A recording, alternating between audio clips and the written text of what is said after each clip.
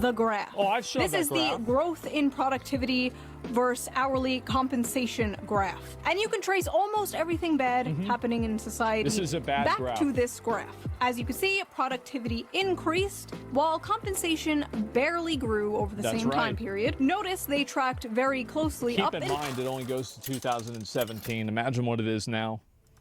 until around 1972. Now, what happened around 1972, class? Well, the top marginal tax rate was reduced from 70% in 1964 to 50% by 1981. The federal minimum Wow. wage began to stagnate. Income going to the 1% Damn.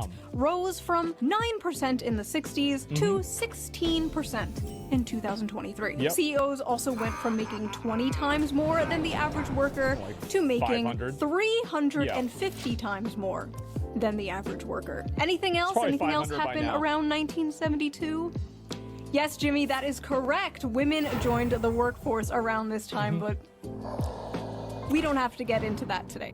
Oh, The it's fact- absolutely a factor. Men having to compete with women inside of a workforce obviously is able to drive down wages.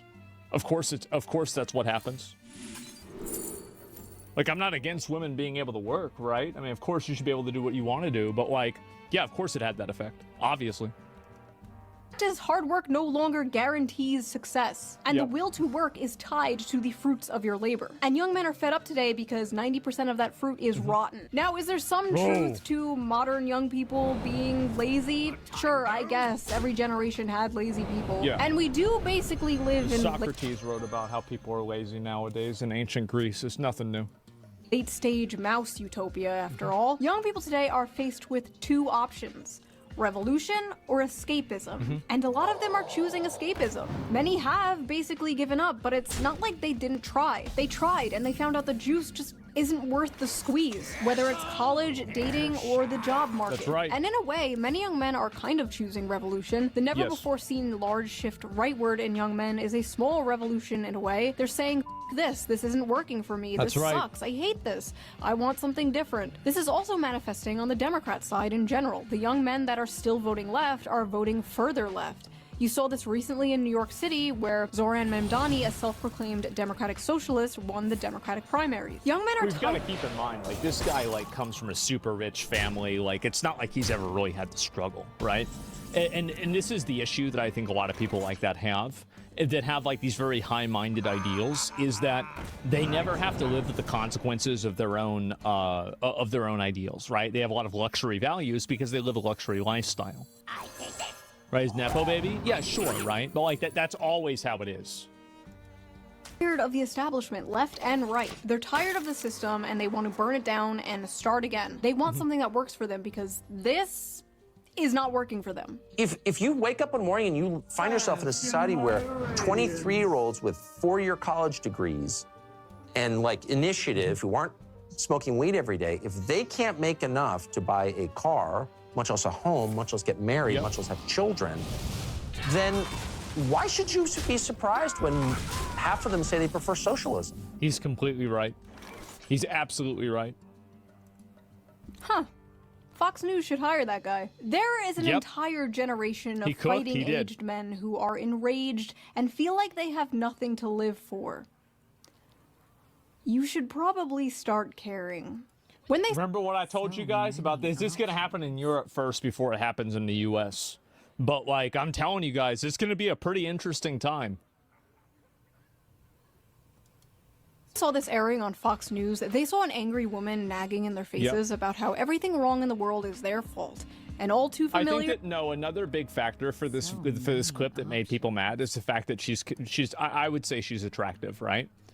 And it's like another one of the, like, it's like another attractive woman that is been, like, if she was fat and ugly, would she be on that panel in Fox News? Well, everybody knows the answer to that. No. No, she wouldn't, and everybody knows that. And so you have a person who is there by the nature of their nature, and they're speaking down to other people because they're not working super hard in order to make up for that. It's pretty privilege? Yeah, no, that's it. A thing they have been hearing for far too long. But unfortunately for Democrats, nobody under the age of 60 watches Fox News, so this is not really going to have an effect on young men whatsoever. So keep that $20 million.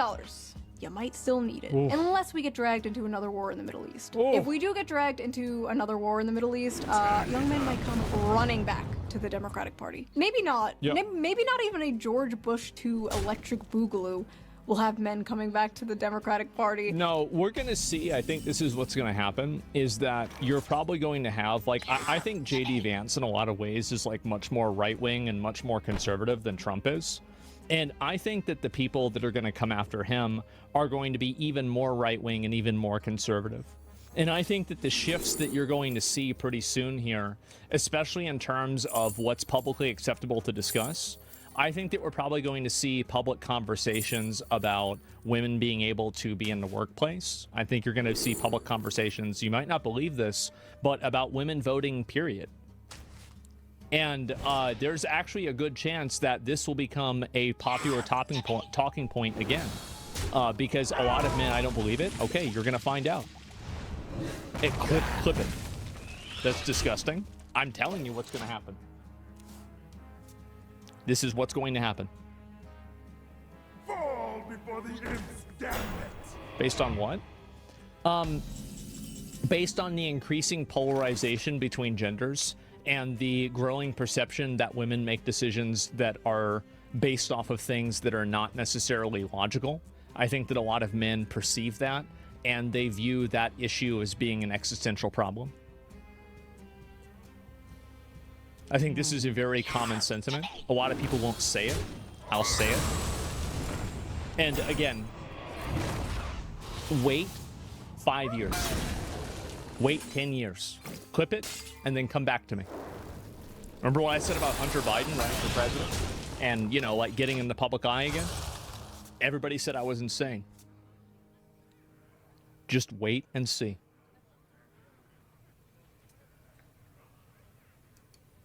Hopefully we don't find out. And as I'm editing this right now, a lot of young people, even the podcast bros, seem pretty upset about the Epstein thing, but we know Democrats will take advantage of the situation in order to protect the Clintons, so maybe not even this will save them, but it won't matter. We'll see, I guess. Hold on one second.